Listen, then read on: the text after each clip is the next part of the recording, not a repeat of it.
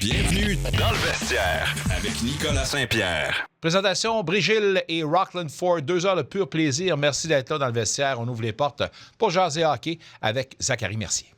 Midget 3A est la GMQ, un journaliste sportif qui a franchi toutes les étapes avant de se rendre à la Ligue nationale. À la couverture quotidienne des Sens pour le Journal Le Droit, ses analyses atteignent toujours la cible. Attention, ça va brasser.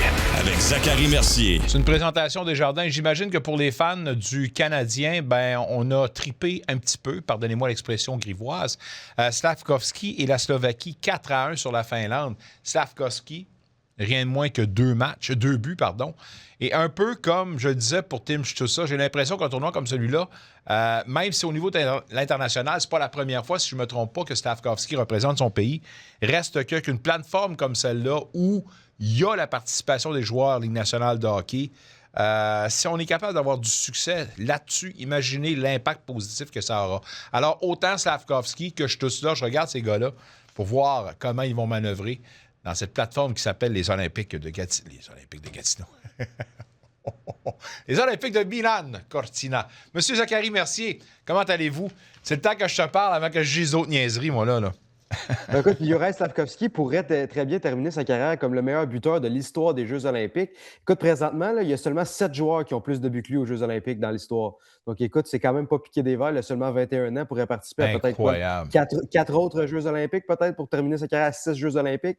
Écoute, c'est fort possible. Il était à déjà 9 buts. Le record est à 17, c'est Timo Serlané. Donc, écoute, il pourrait se hisser parmi l'élite. Là. Déjà, il pourrait finir le tournoi là, parmi potentiellement le top 5, là, ou à tout de moins le top 5 est composé de... Ça te prend au moins 13 buts pour intégrer le top 5. Donc, écoute, à 12, il tombe top 5. Donc, c'est quand même réaliste. Il y a des fans de la flanelle qui salivaient à le voir aller comme ça. Je pense que même ceux-là étaient surpris de voir Slafkovský si dominant en ouverture de tournoi.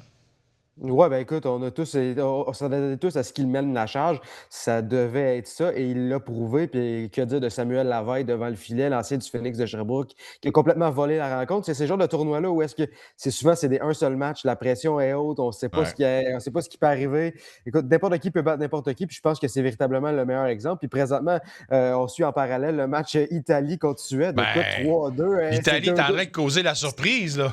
C'est complètement fou. Écoute, même si les Italiens finissent par perdre le match 10-2, juste qu'il ait pu tenir ce club-là pendant 2 périodes, écoute, c'est complètement fou. Comme on dit qu'on est heureux que justement la Ligue nationale soit de retour aux Jeux olympiques. Écoute, ça donne du hockey excitant, ça donne des belles surprises. Écoute, c'est toujours incroyable, un peu comme le Mondial Junior, mais vraiment là, encore mieux, un peu plus boosté. Ouais, on va dire go Italie go, pourquoi pas. On a ça des belles histoires comme ça. J'ai l'impression peut-être que la Suède en a une mauvaise dans le corps. Puis quand je dis ça, c'est peut-être qu'on a... Je ne sais pas, jouer au touriste un petit peu trop avant de présenter, mais ça arrive des fois, ça. Il y a beaucoup de professionnels là-dedans. Victor Edmond, en passant comme ça, une histoire incroyable. C'est seulement la première fois qu'il représente son pays sur cette plateforme-là, à l'international.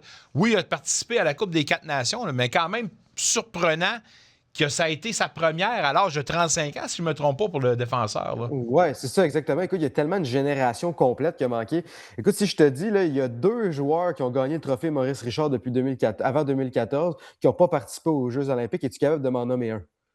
Oh non! Écoute, il y a Jonathan Cheechoo, évidemment, qui n'est pas une surprise, mais Steven Stamkos n'a jamais participé aux Jeux olympiques. Écoute, c'est ces genres de joueurs-là où est-ce qu'on a tellement de joueurs qui n'ont pratiquement pas participé aux Jeux durant cette fenêtre-là de 12 ans. Là. Écoute, c'est long, 12 ans. Puis il y a justement tellement de joueurs qu'il aurait été, si ça a été présenté dans les dernières années, que finalement, on s'est tout simplement manqué leur chance. Donc, écoute, pour moi, Victor Edman fait partie de l'élite de la Ligue nationale de hockey encore aujourd'hui. Donc, pour lui, c'est une très belle récompense et la Suède est assurément un espoir de médaille. Là, peut-être qu'il y en a une mauvaise dans le système présentement, là, mais ça demeure que l'équipe de la Suède peut certainement causer, peut-être même pas une surprise, je dirais, elle pourrait sincèrement remporter la médaille d'or. Il n'y a pas grand fait à cette équipe-là. Puis surtout avec un leadership comme lui, comme un Landeskog, un Victor Edman, sincèrement, là, c'est pleinement mérité pour le grand défenseur suédois. De tous les membres des sénateurs qui représentent leur pays dans ces Olympiques-là, puis je pense surtout à Stützle, à Sanderson, puis à Brady Tkachuk.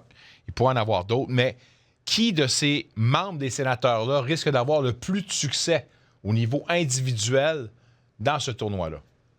Je pense qu'on n'a pas le choix d'y aller avec Tim Stützle, là. Sincèrement, il va jouer probablement que j'ai bien hâte de voir un peu là, parce que là, on voit les trios bouger un peu partout pour toutes les formations, mais j'ai bien hâte de voir s'il va être jumelé peut-être à Leon Draisaitl, JJ Peterka, bref, avec différents joueurs, différentes armes offensives du côté de l'Allemagne. Donc, pour moi, écoute, c'est le joueur à surveiller, c'est le joueur qui pourrait connaître le plus de succès offensivement. Je pense qu'il va avoir toute la liberté du monde pour se laisser aller sa créativité. Puis je pense que de jouer avec un marqueur comme Draisaitl, à tout le moins sur l'avantage numérique, là, j'ai bien hâte de voir ce que ça va donner parce que ça va faire des flamèches. Tim, je te dis ça, Leon Draisaitl, je pense qu'il y a 32 DG de la Ligue nationale qui prendraient les deux sur leur avantage numérique. Ouais, mais écoute, je pense, puis là, je regarde, j'ai pas la feuille devant moi, je les avais hier, là, mais la composition de l'alignement de l'Allemagne, là, on s'entend. Je doute fort qu'on débute le tournoi avec un même trio, avec Stützle et Draisaitl sur un même trio, parce que sérieusement, au niveau de la profondeur, là, tu t'amputes pas mal. Là, tu t'enlèves là, un peu de profondeur sur le top 6 si tu fais ça. Mais tu as raison, je pense que sur une première vague d'attaque massive, watch out, c'est sûr que Stützle devrait embarquer avec Draisaitl sur la même unité, là. Oui, exactement. Il les a séparés, là, c'est ce que je peux voir dans les trios que j'ai pu trouver rapidement. On met Tim, je te dis, avec JJ Peterka, puis on réunit un duo là, avec Lucas Reichel et Leon Draisaitl sur la première unité. Ça Donc, fait du sens. exactement, mais avec un Moritz Seider à la défense. Donc, quand on se retrouve avec peut-être potentiellement un Peterka, je te dis là, Draisaitl, Reichel et puis Moritz Seider sur l'avantage numérique, il y a des jeux de puissance pas mal plus gênants que ça, là. Ah, tu as tout à fait raison là-dessus. Je te donne raison.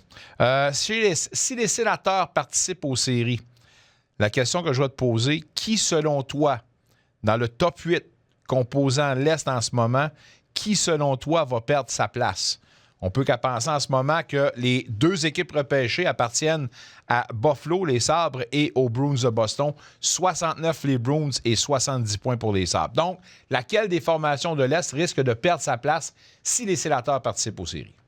Il y a plusieurs candidats, sincèrement, puis je pense qu'on n'est pas obligé juste simplement d'inclure les Sabres de Buffalo et les Bruins de Boston. Je pense qu'on peut même inclure les Islanders de New York et les Penguins de Pittsburgh. Pour moi, ça va jouer dans ces quatre-là. Je pense que pour le reste, c'est pas mal des équipes qui connaissent des assez bonnes saisons qui devraient participer à moins d'une solide débarque. Mais pour moi, écoute, la surprise pour moi est venue un peu des Bruins de Boston où est-ce que je ne m'attendais pas nécessairement à ce qu'ils performent aussi bien ou à ce qu'ils se tiennent. C'est toujours une formation qui est toujours à surveiller, qui se bataille toujours pour une place en série. Mais je ne m'attendais pas non plus à ce que les Penguins de Pittsburgh soient dans le portrait. Donc, ça peut être peut-être deux formations. Je dirais peut-être plus les Penguins. Ou est-ce que c'est bien beau qu'on a un Sidney Crosby, mais est-ce qu'on va finir par manquer de souffle un peu? Stuart Skinner, depuis qu'il est arrivé là-bas, connaît des bons moments. Est-ce que ça va s'essouffler?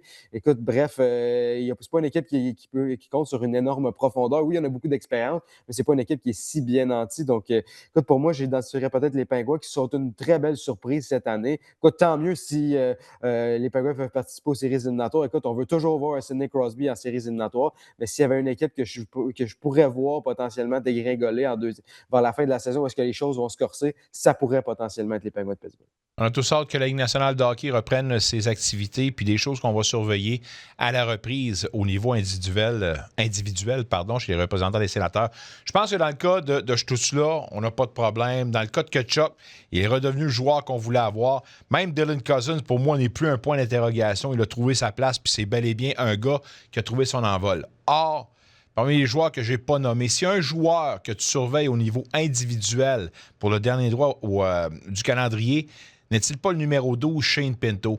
Puis je dois te poser une sous-question. Est-ce qu'en ce moment, on doit satisfaire du jeu de Shane Pinto dans le rôle qu'on lui donne? Est-ce qu'il joue à la hauteur de ce qu'on veut ou on est en droit de s'attendre à une plus grosse production offensive?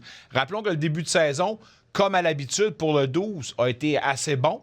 A débuté sur des chapeaux de roue, mais à chaque fois qu'on passe, la fin novembre, début décembre, on dirait qu'il y a toujours une baisse dans le cas de Pinto. Est-ce que tu surveilles sa production à la reprise? Oui, ben écoute, c'est le joueur que j'avais ciblé de mon côté aussi, c'est sûr, parce que c'est tellement un joueur important. C'est au-delà de simplement son aspect défensif qu'on connaît très bien, qu'il est un des meilleurs joueurs dans les deux sens de la patinoire, mais il doit être capable de produire sur une base un peu plus régulière. On l'a vu avant sa blessure, il connaissait des excellents moments, mais il se doit de pouvoir poursuivre sur cette séquence-là puis de produire de façon plus régulière. Écoute, on lui donnait un peu des nananes des fois en début de saison, un peu d'avantage numérique, etc., mais ça se doit se mériter sur 82 matchs, pas simplement sur une courte période.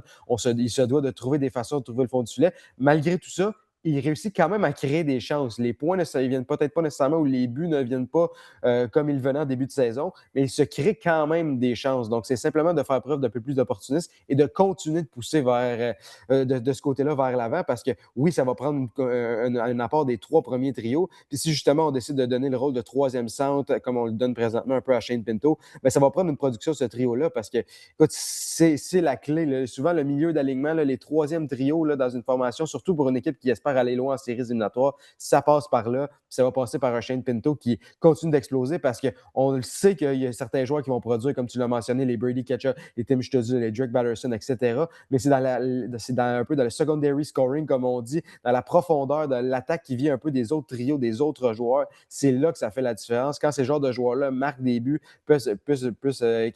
ajouter un peu à la formation, bien, c'est ce qui fait la différence, puis c'est ce qui permet d'aller chercher des victoires pour les Sénateurs. Puis d'ici la fin de la saison, il ne pourra pas avoir de passagers parce que dès qu'on a un moment de passage où est-ce qu'on en achète quelques-unes, là, ça va être terminé les espoirs des séries. Donc, on se doit de poursuivre là-dessus. Puis ça va prendre l'effort de tout le monde, dont Shane Pinto, surtout un apport offensif. Dans un autre ordre d'idées, on sait tous, comme on en a parlé lors de notre dernier rendez-vous, qu'en fin de semaine, il y a la Gatineau-Lopette, un événement fort prisé, mondialement connu au niveau du ski de fond.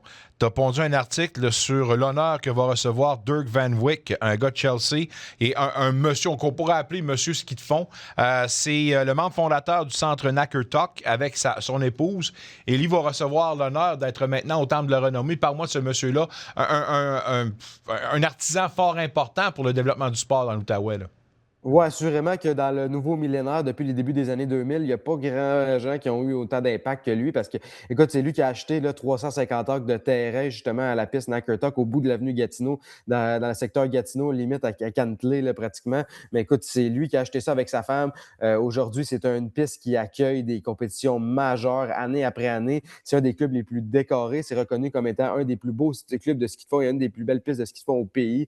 Donc, écoute, ça part un peu de lui. A participé à 3 Jeux olympiques en tant que chef traceur. Donc, c'est lui qui débroussaille un peu les tracés. C'est lui qui trace un peu les différents circuits de ski de fond. Il l'a fait pour la Gatineau-Lopette en 2013 et c'est encore aujourd'hui les circuits que les gens vont occuper, surtout les longs circuits. C'est lui qui les a tracés. Donc, encore une fois, c'est un homme très important, un homme fort sympathique que j'ai eu la chance de discuter en début de semaine, justement.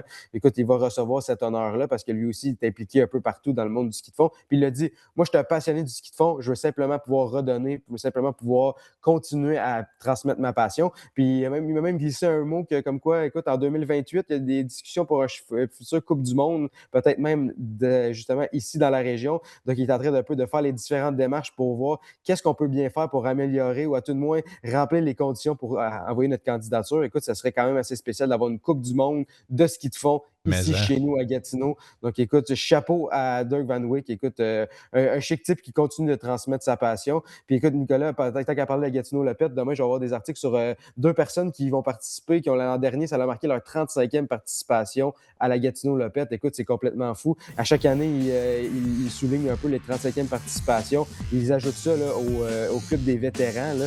Donc, écoute, ça va être encore une fois là, une édition où est-ce que cette année, il va y en avoir d'autres qui vont atteindre ces plateaux-là.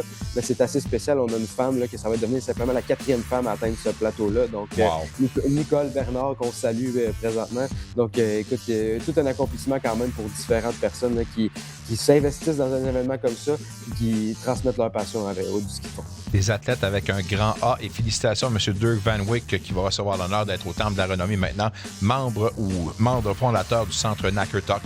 On lit ça demain dans le quotidien Le Droit. Bon Gatineau-Lopette, mon ami, et bon Winterlude. Un retour sportif 100% local dans le vestiaire avec Nicolas Saint-Pierre.